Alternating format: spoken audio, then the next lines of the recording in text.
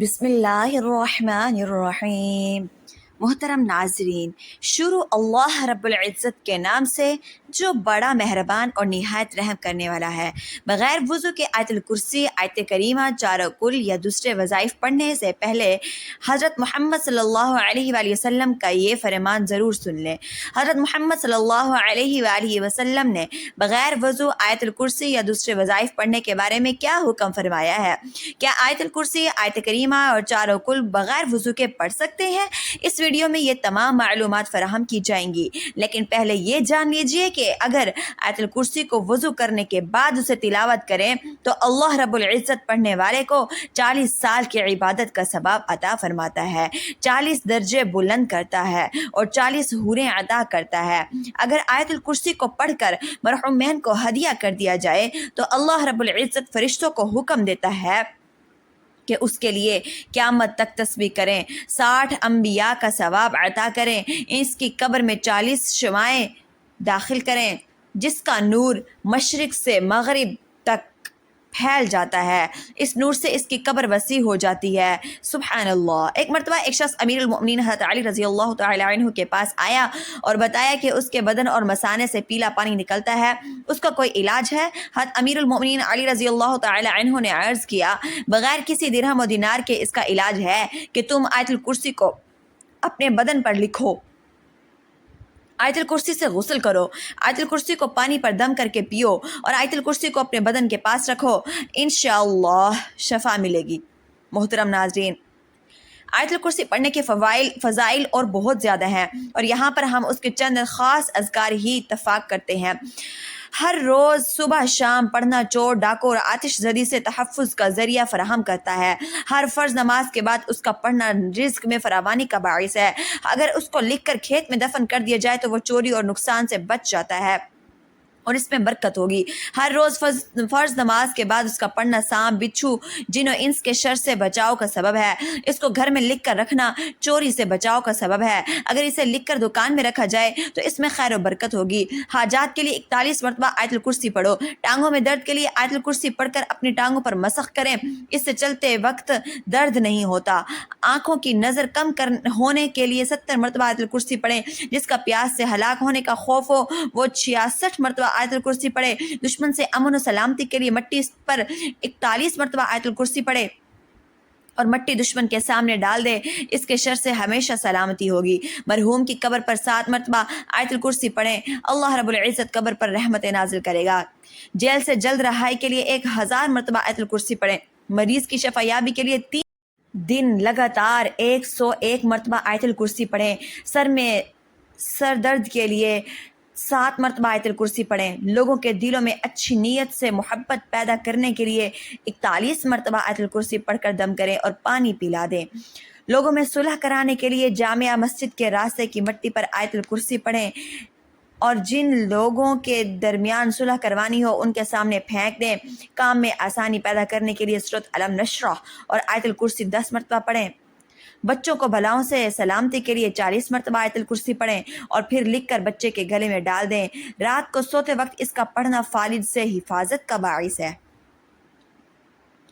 نبی اکرم صلی اللہ علیہ وآلہ وسلم سے منسوب ہے، ایک روایت میں آتا ہے کہ جو شخص فرض نمازوں کے بعد آیت الکرسی کی تلاوت کرے، اللہ رب العزت اس پر نگاہ رحمت کرے گا اور آسمان سے ایک فرشتہ بھیجے گا جو اس کی نگہبانی کرے گا۔ دوسری جگہ وارد ہوا کہ جو آیت الکرسی پڑھے گا اس شخص کی طرح ہوگا جس نے پیغمبروں کے ساتھ رہ کر جہاد کیا ہو اور شہید ہوا ہو۔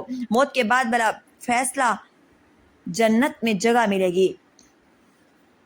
اس کے علاوہ فکر و فاقہ دور ہوگا، خدا کی طرف سے امان نامہ ملتا ہے، رزق میں وسعت ہوتی ہے، خدا اپنے فضل سے اس کے مال میں اضافہ کرتا ہے۔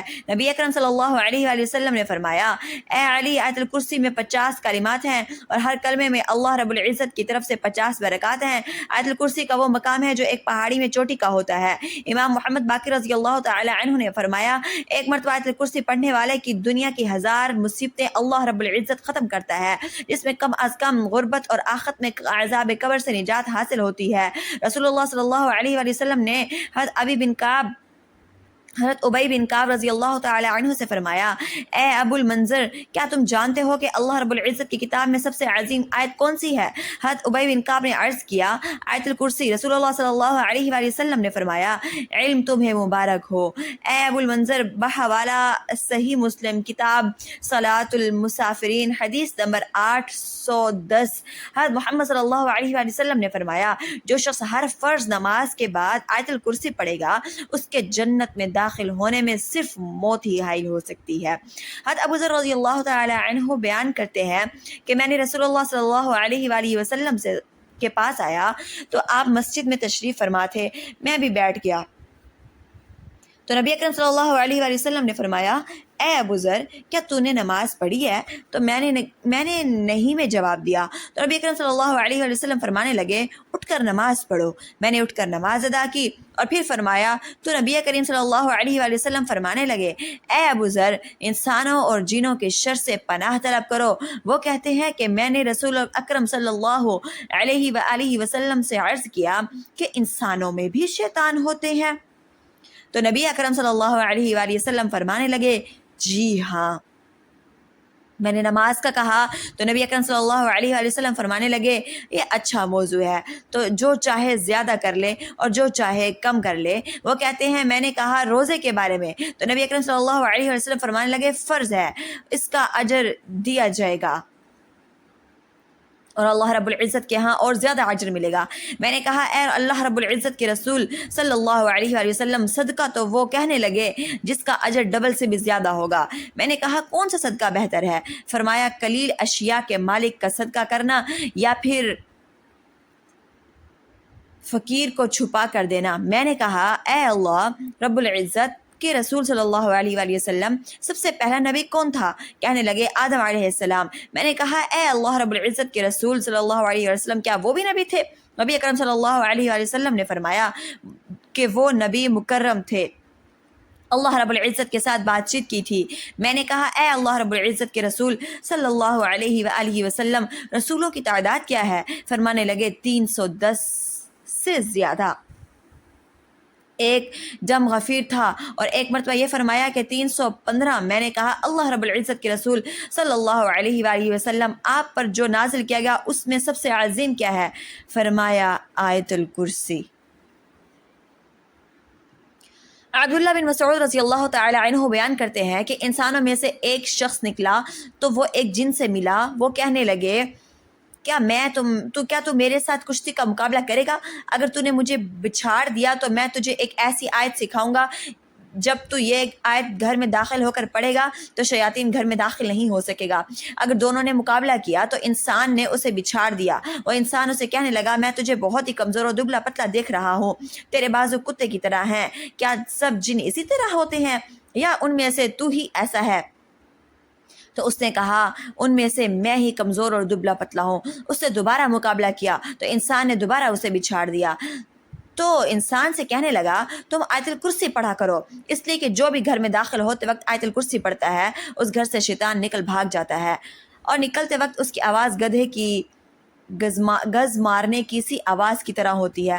حضرت ابو ہریرہ رضی اللہ تعالی عنہ سے روایت ہے، شیطان نے انہیں بتایا، جب تم اپنے گھر میں آیت الکرسی پڑھو گے تو اللہ رب العزت کی طرف سے ایک محافظ تمہارے ساتھ مقرر ہو جائے گا اور صبح تک شیطان تمہارے قریب نہیں آئے گا۔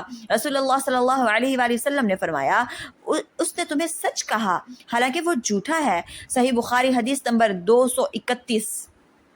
رسول اللہ صلی اللہ علیہ وآلہ وسلم نے فرمایا، جو شخص رات کو آیت الکرسی پڑھے گا، اللہ رب العزت کی طرف سے ایک نگہبان اس پر مقرر ہوگا اور صبح تک شیطان اس کے قریب نہیں آ سکے گا۔ صحیح بخاری حدیث نمبر 510۔ محترم ناظرین، آیت الکرسی کی سورۃ بقرہ کی آیت نمبر 255 ہے، یہ عظمت والی آیت ہے۔ اس آیت میں اللہ رب العزت کی توحید اور بعض اہم صفحات کا ذکر ہے۔ اس آیت میں اللہ رب العزت کی کرسی کا بھی ذکر ہے، جس کی وجہ سے اس آیت کو آیت الکرسی کہا گیا ہے۔ محترم ناظرین، چلیے ایک مرتبہ آپ آیت الکرسی پڑھ لی جائے تاکہ جن حضرات کو آیت الکرسی کا علم نہ ہو وہ بھی قرآن کریم کی ان اہم آیات کو یاد کر لیں اور اپنے روزمرہ زندگی کا معمول بھی بنا لیں۔ آئیے آیت الکرسی سماعت کیجیے۔ اللہ لا الہ الا هو الحی القیوم لا تأخذه سنة ولا نوم له ما في السماوات وما في الأرض ما ذا الذي يشفع عنده إلا بإذنه يعلم ما بين أيديهم وما خلفهم ولا يحيطون بشيء من علمه إلا بما شاء وسع كرسيه السماوات والأرض ولا يؤوده حفظهما وهو العلي العظيم۔ محترم ناظرین، اب آئیے آپ نے آج کے اصل موضوع کی جانب چلتے ہیں۔ کیا بغیر وضو کے آیت الکرسی پڑھ سکتے ہیں؟ آیت کریمہ پڑھ سکتے ہیں؟ چار کل پڑھ سکتے ہیں؟ سب سے پہلے جان لیجئے کہ وضو کرنا شرط ہے نماز کے لیے، یعنی جب بھی نماز ادا کرنی ہو تو اس سے پہلے وضو کرنا شرط ہے۔ اب یہاں سوال یہ اٹھتا ہے کہ ایک شخص کا وضو پہلے سے ہی موجود تھا اور اگلی نماز کا وقت ہو گیا تو کیا وہ پھر سے وضو کرے گا؟ تو جان لیجئے اگر وضو کو فاسد کرنے والا کوئی کام یا کوئی چیز اس کے ساتھ رونما نہیں ہوئی تو اسے کامل یقین ہے کہ اس کا وضو قائم ہے اور اگلی نماز کا وقت شروع ہو گیا ہے تو اس کے لیے وضو کرنے کی ضرورت نہیں ہے۔ لیکن یاد رکھیے قرآن پاک کی تلاوت کرنے کے لیے وضو کرنا شرط نہیں ہے۔ ایک شخص بغیر وضو کے بھی چلتے پھرتے اور اپنے روزمرہ کے کام کاج کرتے ہوئے قرآن پاک کی تلاوت کر سکتا ہے، لیکن یاد رکھیے کہ قرآن پاک کو چھونے، پکڑنے اور قرآن پاک سے دیکھ کر تلاوت کرنے کے لیے وضو شرط ہے۔ البتہ اگر آپ کو وہ سورت زبانی یاد ہے جو آپ پڑھنا چاہتے ہیں تو پھر ان کو زبانی پڑھنے کے لیے یا تلاوت کرنے کے لیے وضو کرنا شرط نہیں ہے۔ لہٰذا ہر ایک مسنون دعا، خواہ گھر سے باہر نکلنے کے لیے ہو، گھر میں داخل ہونے کے لیے، سفر پر جانے کے لیے، اذان کا جواب دینے کے لیے یا بیت الخلاء میں جانے کے لیے اور باہر آنے کے لیے ہو، کھانا کھانے کے لیے، کھانا کھانے سے پہلے یا کھانا کھانے کے بعد کی ہو، وہ آپ بغیر وضو کے جب بھی چاہیں پڑھ سکتے ہیں۔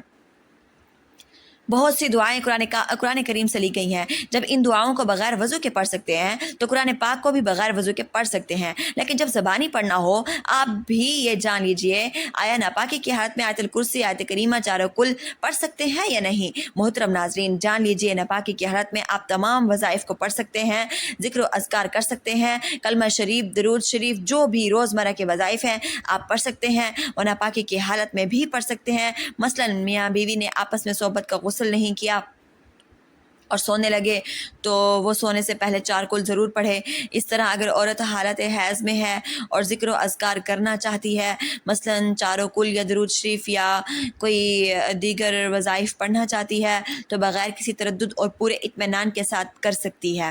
اب یہاں جو مسئلہ قابل ذکر ہے انتہائی غور سے سنیے کہ ناپاکی کی حالت میں عورت اور مرد قرآن کی تلاوت نہیں کر سکتے، لیکن قرآن کی کوئی بھی صورت یا صورتیں جن کو وہ ذکر و اذکار کے طور پر یا وظیفے کے طور پر پڑھتے ہیں ان کو زبانی پڑھ سکتے ہیں، لیکن قرآن مجید کی کوئی بھی صورت تلاوت کی نیت سے ہرگز نہیں پڑھی جا سکتی۔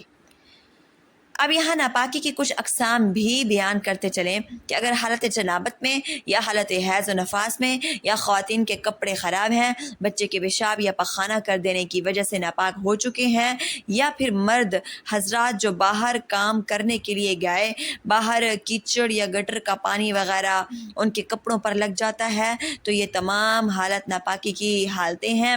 ان تمام حالتوں میں آپ زبان سے ذکر و اذکار اور دیگر مسنون دعائیں روزمرہ کے معاملات میں پڑھی جاتی ہیں، ان کو بے فکر اور بلا تردد پڑھ سکتے ہیں، ہرگز کوئی قباحت نہیں ہے۔ آپ کو لوگ یہ پوچھیں گے کہ اگر ناپاکی کی حالت میں بھی ذکر و اذکار کر سکتے ہیں تو بغیر وضو کے بھی کر سکتے ہیں، تو پھر دونوں میں ہی فرق کیا ہے؟ تو محترم ناظرین، فرق یہ ہے کہ بغیر وضو آپ قرآن کو چھوئے بغیر قرآن کی صورتوں کی بھی تلاوت کر سکتے ہیں، جبکہ ناپاکی کی حالت میں اگر آپ ذکر و اذکار اور وظائف کی نیت سے قرآن کی صورتیں پڑھ سکتے ہیں، لیکن تلاوت کی نیت سے قرآن کی صورتیں زبانی بھی نہیں پڑھ سکتے۔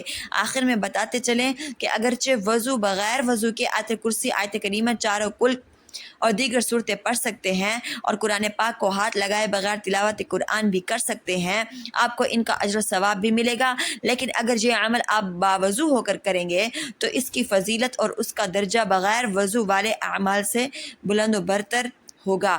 لیکن کوشش کیجئے کہ جب بھی قرآن مجید کی تلاوت کرنی ہو تو باوضو ہو کر ہی کریں، کیونکہ باوضو رہنا بذات خود ایک عبادت ہے، اور اس حالت میں بھی جو بھی عبادت کی جائے اس کا اجر و ثواب بھی بڑھ جاتا ہے۔